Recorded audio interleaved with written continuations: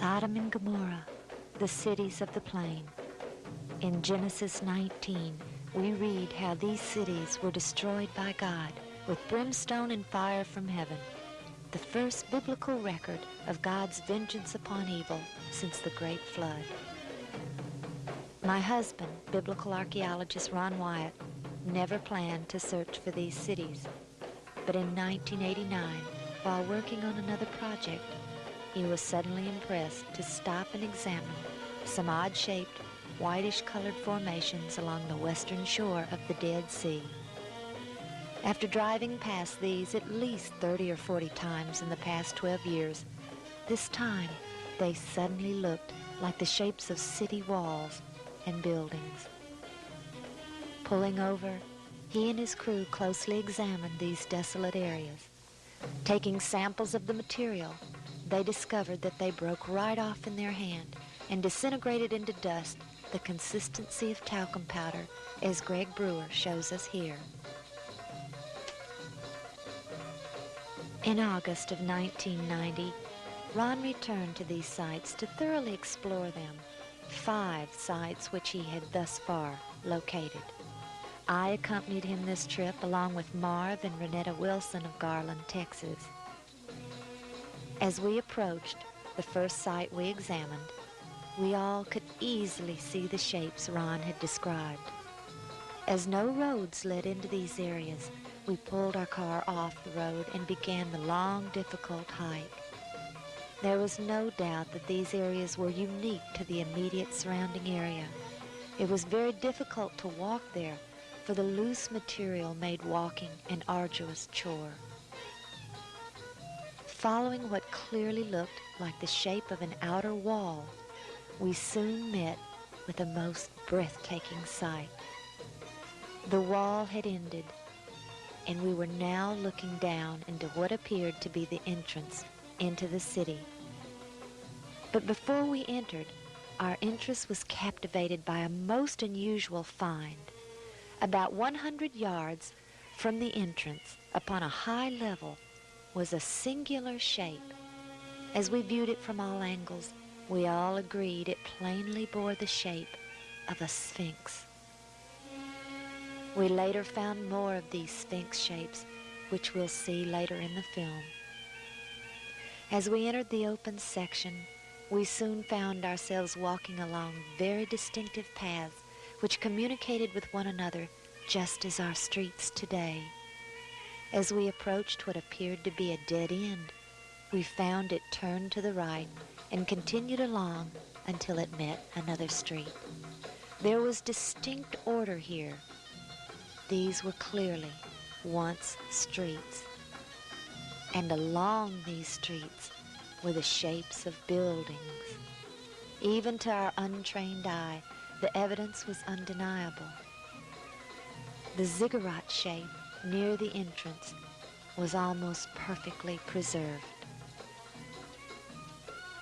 Our research had yielded the fascinating fact that substances burned with sulfur or brimstone had a remaining ash that was heavier than the initial unburned substance. That explained our question as to why the ash of these cities had been able to remain all these 3,900 years. The layering present in all the formations was another positive evidence that whatever these once were, they had been burned at temperatures exceeding 4,000 or 5,000 degrees. This layering effect was the result of thermal ionization.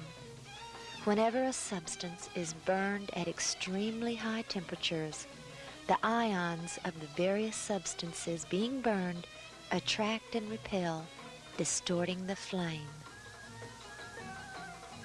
Ron drew our attention to features present here which simply do not occur naturally. He showed us a section which revealed a broken double wall which extended toward us at a perfect 90-degree angle. Over the many years, the ash of these cities had eroded to such a degree that it caused the thick layer of loose ash which made walking so difficult.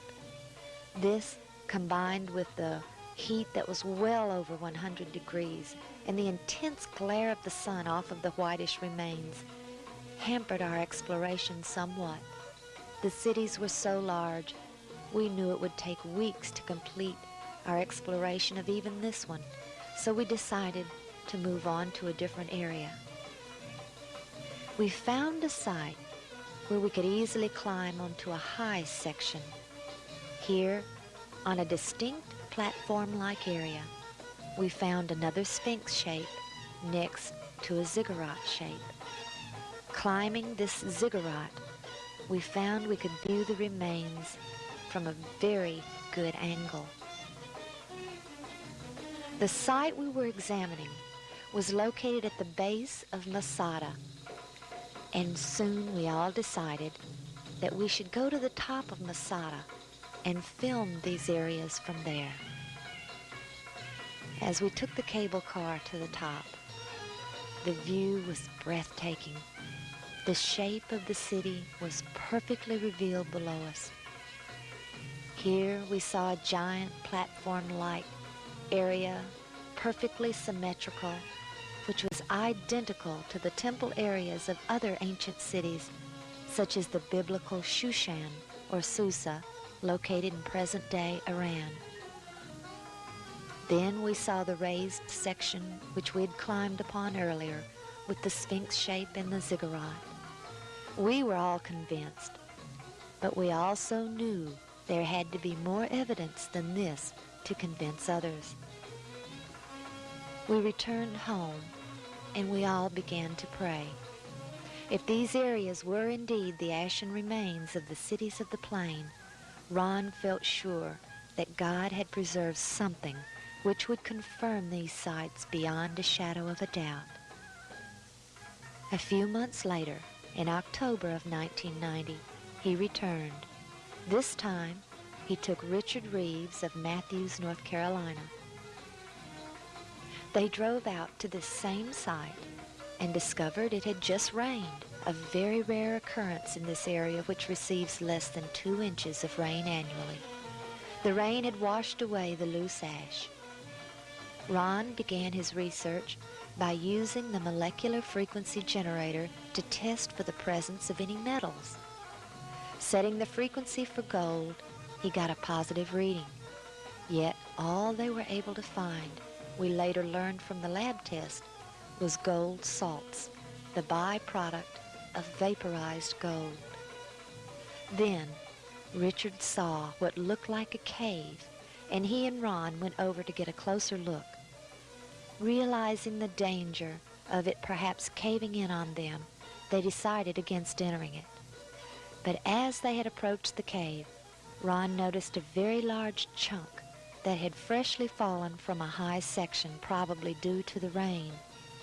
As he examined this fallen section, he found the evidence we had all prayed for.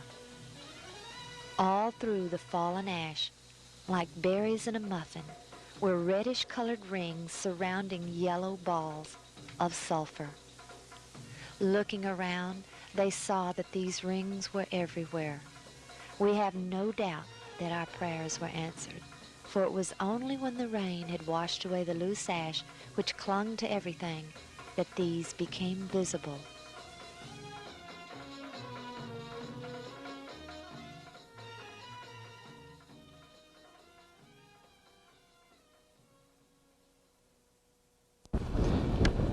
Okay, we're down at Sodom and Gomorrah still. Right in front of you see some unusual looking spots on this, shall we say, layer of ash. It's not stone, it's ash. Now we'll move in for a close-up of this. And you can see that they're kind of circular shaped places. Now what we have found, and we'll move in a little closer here, is that inside each of these is sulfur. That is in most of them. Now the ones that do not have sulfur in them And this one we just took a bunch of sulfur out and put it in our specimen bag. But the ones that don't have sulfur have a very black center where they have, where it's been very hot. So now we'll move in on this one where there is some sulfur still present, and back off just enough so you can see what we're up to here, and we'll go collect that sample in a bag.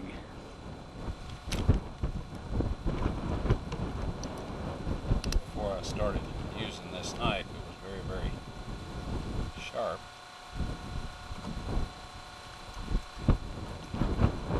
Okay, here this is, and we have collected some more, and it smells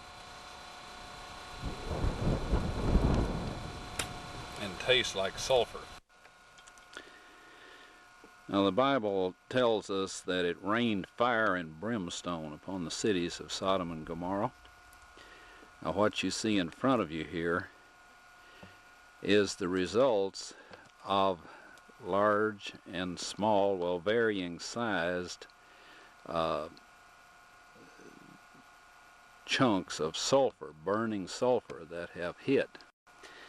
And what we find here is that God rained this burning sulfur down upon this city, and rain is a perfect description of it. It landed just in the pattern that rain would fall, and the stuff, of course, the accumulative heat of all of this upon the city set the entire thing ablaze.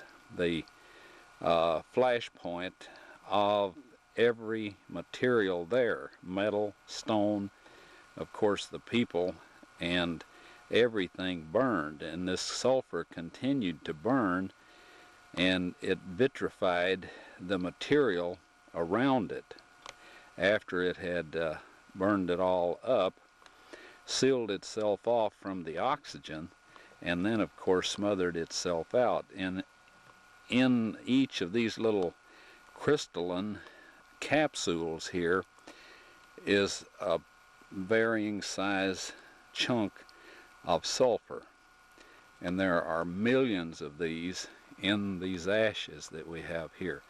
Now some of them we have cracked open so you can see the sulfur inside, and others we have left intact, but there are millions of these here. So this shows that God indeed rained fire and brimstone upon these cities. And if you'll look in your dictionary, under brimstone you'll find that it is sulfur. Now here's one of these sulfur capsules that is embedded in this material, and if you look closely you can see the large amount of sulfur right in the center of the darker ring, and that particular one has a large quantity of just pure sulfur. Now once you become aware of how this happened out here and look around, we see just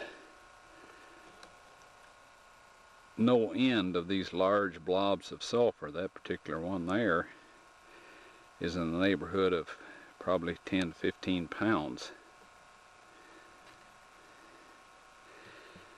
Where they've been open to air, the capsule that's around them from the vitrified ash is gone, and just the sulfur is sticking out. But everywhere the eye goes, we see more and more and more of these. Just no end to them. It shows that they rained upon the city at close approximations, and the combined heat of all of these set the whole thing fire.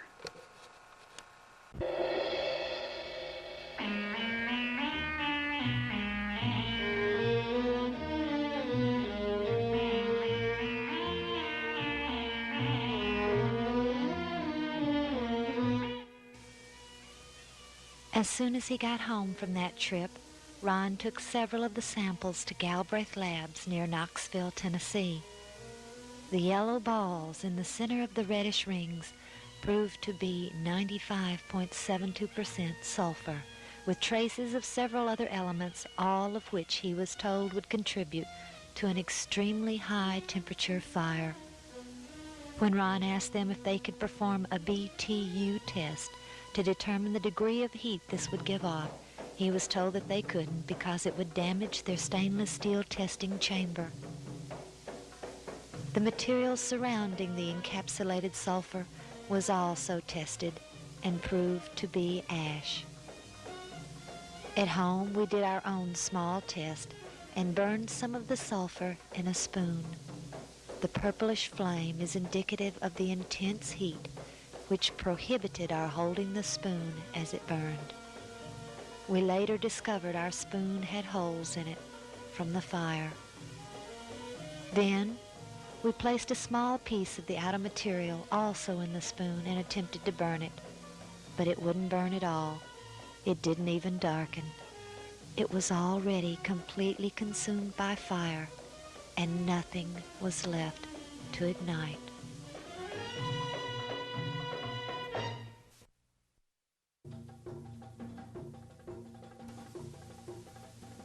Sodom and Gomorrah, Admah and Zeboim, and Bela, or Zor. We've seen some of the evidence, but now where are these sites located?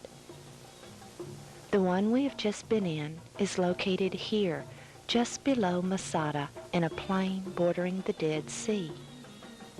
The largest site is located here, behind the largest rock salt mountain in the world, Mount Sodom. Looking at a satellite photo of the area, the squarish shape of the city can be seen. This one too rested on the plain, with one side nestled to the impassable mountains to the west. The smallest one can be seen here. It is located here, and we feel confident in identifying this one as Bela or Zor.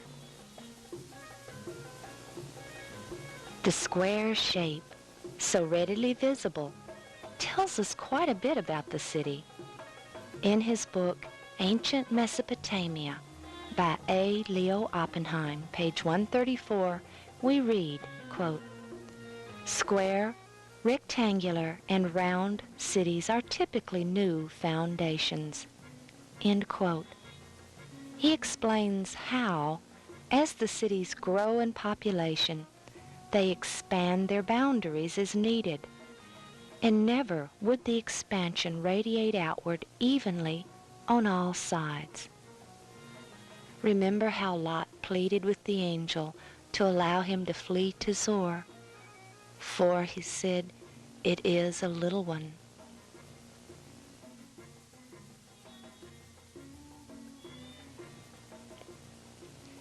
If this is Zor, we feel equally confident in calling this site behind Mount Sodom, Sodom. We also must note the great salt mountain interposes between these two sites. If the salt pillar of Lot's wife still stands,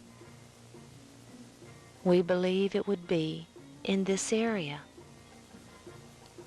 The site below Masada is the second largest site and the best preserved. We believe this would have been Gomorrah. Now, to find the next site, we must go north to the tip of the Dead Sea. Admittedly, this is not even in the region most people assume these cities were.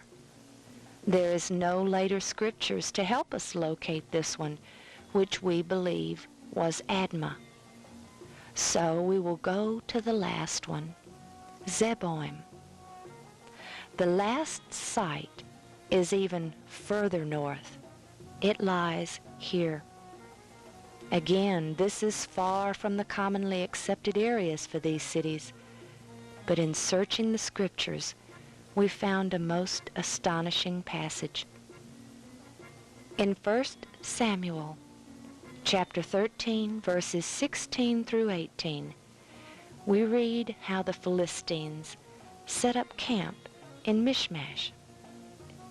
Dividing into 3 companies, one went north unto the way that leadeth to Ophrah. One went west, the way to Beth-horon, while the 3rd went east, the way of the border that looketh to the valley of Zeboim, towards the wilderness. Even though it had been hundreds of years since its destruction, the name of Zeboim still remained.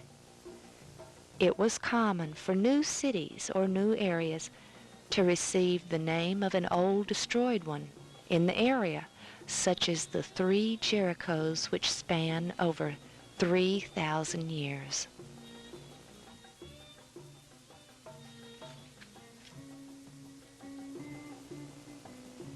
What evidence does the Bible give for the locations? The first mention is in Genesis 10:19, when the boundaries of the Canaanites are given.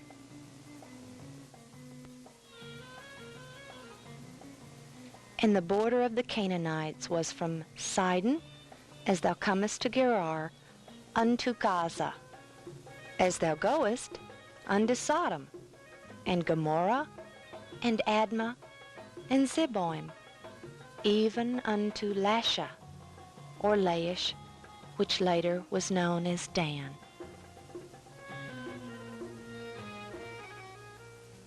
If we place these cities at the traditional site, all clustered together at the southern end of the Dead Sea, would that description make a lot of sense? We also have scriptures which tell us where these cities were not. As the borders of the Canaanites, we know that these cities were Canaanite. The area east of the Dead Sea, especially the southern end, was known as Moab and Seir. In Deuteronomy 2, verses 9 through 12, the Lord was telling Moses not to distress the people of Moab or Seir, and he tells him who dwelt there in the past. The people were called Emims, who were giants, and Horims, but they were not Canaanites. Now, what about the idea that these cities are under the Dead Sea? Again, the Bible tells us clearly.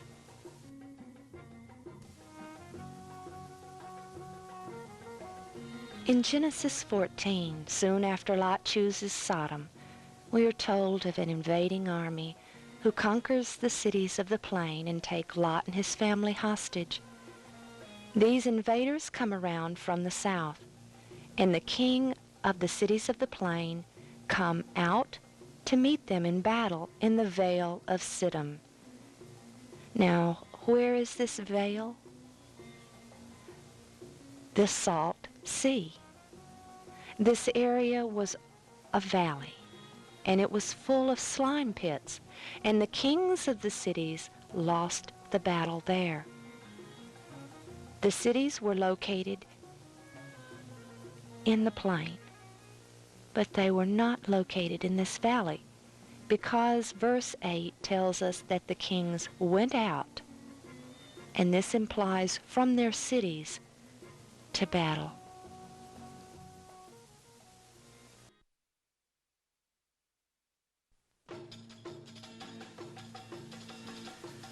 Once Ron and Richard had found the sulfur within the hardened capsules of burnt sulfur, the next step was to see if there were other examples of sulfur occurring in this manner. We consulted geologists and chemists, we researched at libraries and universities, and the result is that we have found no other single case of sulfur in this form being found anywhere. What we have learned is that most native sulfur occurs in the crystalline form. Visiting the Smithsonian Museum, we photographed all of their specimens that we could find, and every one was the crystalline form, but none of the round, soft spheres the consistency of pressed powder. We researched where sulfur was to be found, and we came up with 3 locations. Number 1, at or near the crater rims of active or extinct volcanoes where the sulfur was given off from gases. Number 2, and less commonly, it's found in veins associated with sulfide ore minerals. Number 3, and the largest deposits by far, are found in what are called salt domes, and this is sedimentary rocks associated with anhydrite and gypsum and limestone and salt. In these, first we have a layer of limestone, completely barren of sulfur, but usually containing anhydrite and gypsum. Beneath this lies a strata of limestone whose cracks, fissures, and seams may be impregnated with yellow crystals of native sulfur. We cannot overlook the fact that Mount Sodom is a salt dome and may contain native sulfur in its crystalline form. But this does not in any way explain these round sulfur balls in all of this ash. As tempting as it may be to speculate on how God accomplished the destruction of these cities, we will refrain from doing so. The final point we came up with is that we simply find no other instance anywhere of round, pressed powder consistency balls of sulfur surrounded by hardened capsules of burnt sulfur embedded deeply in pure ash anywhere. We don't find them anywhere. Ron and Richard even traveled to the western United States and found a place where sulfur had been given off by volcanic activity. But here you can see it's in a thin layer of crystalline sulfur.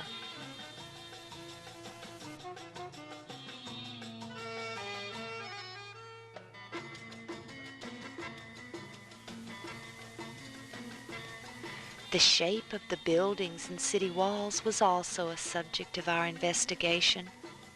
After all, was it possible that these were just unique, yet still natural? We drove from one end of the Dead Sea to the other many times. The areas before and after these sites were clearly different from them. We stopped to closely examine some of these and found them to simply be solid rock. They also lacked the distinct boundaries we found in the cities and displayed no shapes of structure.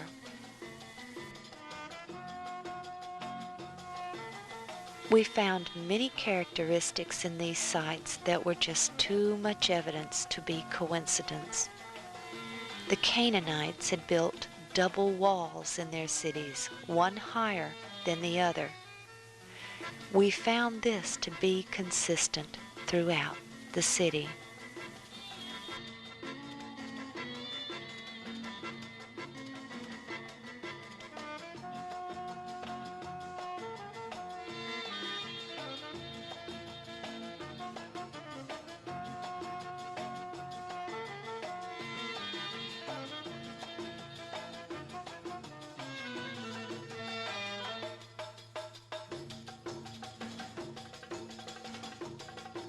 We also found numerous raised platform areas which had only 1 or 2 structures on them, and this was consistent with temple and worship areas.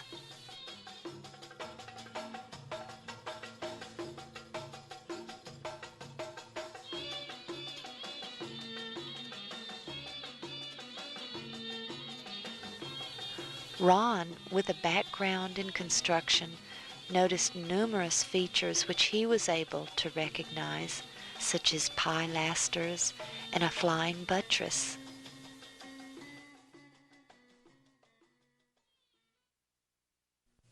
It's difficult for some people to visualize what a walled city looks like.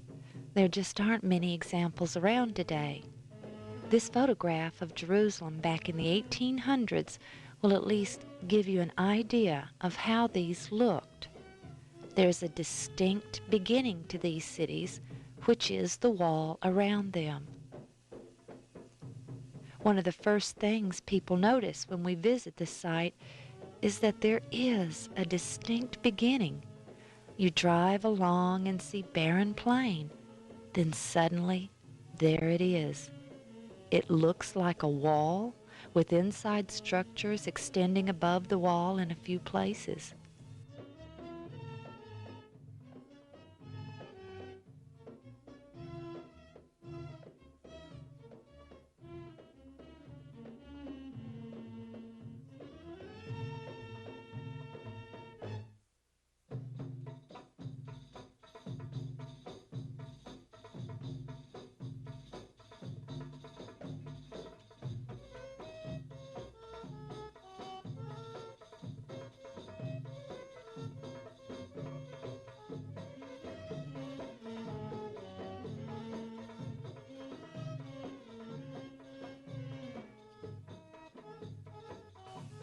The first really exciting discovery Ron made was the Sphinx shape just outside the beginning of this wall on the north side. And this is entirely consistent with the early Mesopotamian practice of having deities protect the entrance into the cities at the city gates. One of the things that becomes apparent when one looks at this, say, for example, from the top of Masada, is the wall system. What we're looking at here is the typical citadel city.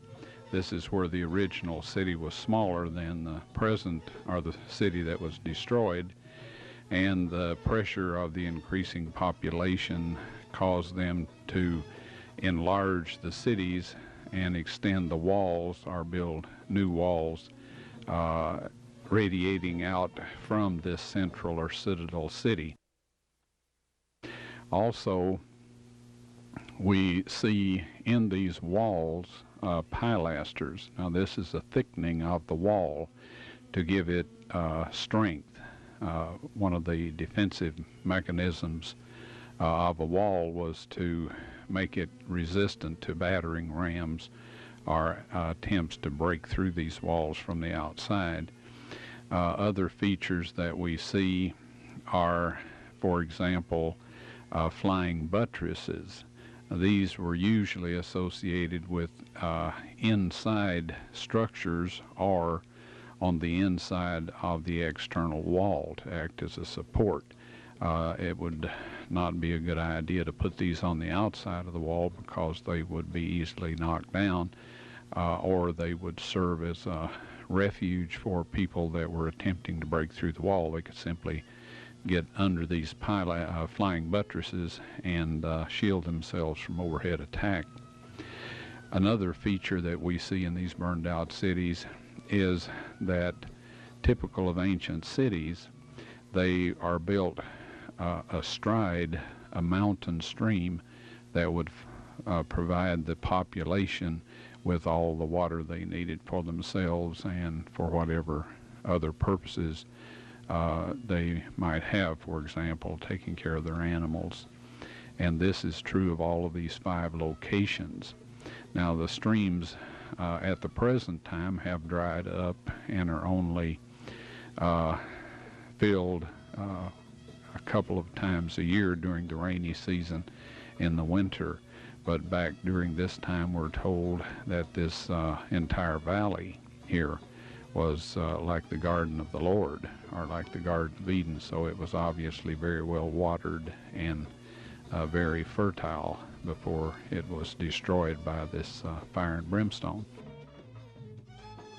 Now, what we will show you here in fairly rapid succession are a series of restorations of sections and features of these cities that from research and from the remains that we see here will give you an idea of what these looked like before they were destroyed by fire. Now, the one thing that I would like to specifically draw your attention to, those of you that are familiar with construction techniques in ancient times, you will notice that this temple that is built in the general shape of a zaggurat or pyramid displays the ends of wooden beams at the different floor levels as it goes from bottom to top. Now, this is typical of ancient stone construction. These were to provide ceilings for lower rooms in the structure and floors for higher rooms in the structure, and these are very visible. And these things do not occur in nature. You might find an isolated hole in an area. This is not unusual, but to find them on an exact level at exact intervals, this definitely tells us that these are man-made structures.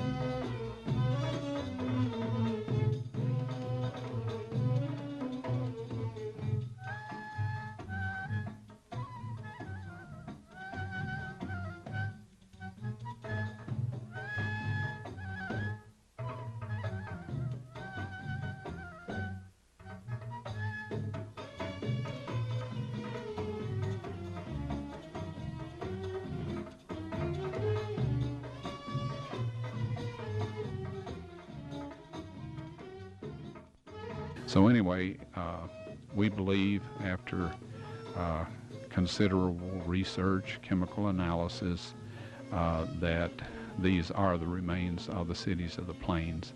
They have all of the structures associated with ancient cities. They have the ramparts above the cities, the jagged tooth defect, providing a place for people to hide behind the top of the wall and yet be able to fire arrows down at the enemy. And anyway, we see most all of the recognizable features of ancient cities. We also see windows. We also see rooms that have been preserved in the ash.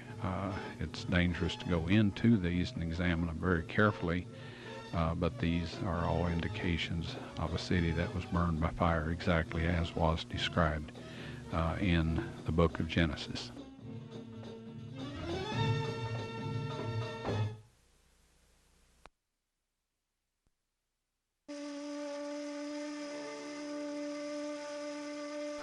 Sodom and Gomorrah, the cities of the plains, enjoyed a beautiful and very prosperous existence.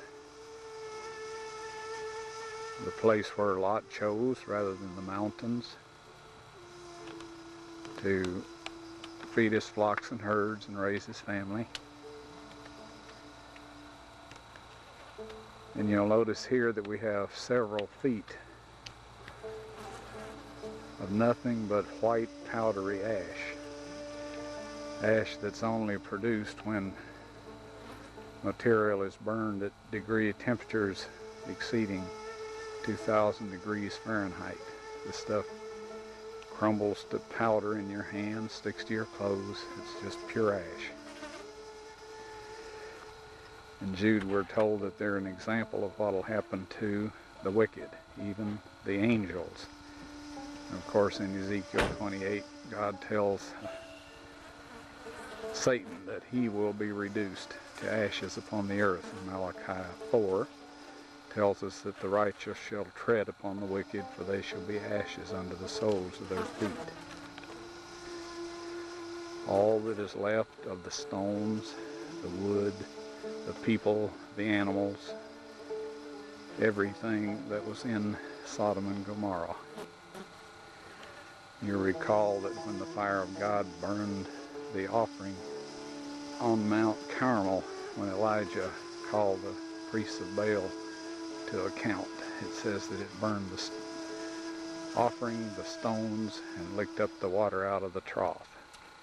So no one will ever find any archaeological remains of the cities of the plain other than these ashes. And friends, if we defy God's kind and merciful entreaty to come to Him and be saved and be renewed and forgiven, we will end up in exactly this condition, because the Word of God tells us so, and God says that He is the Lord. He changes not, neither does He alter the thing that has gone out of His lips.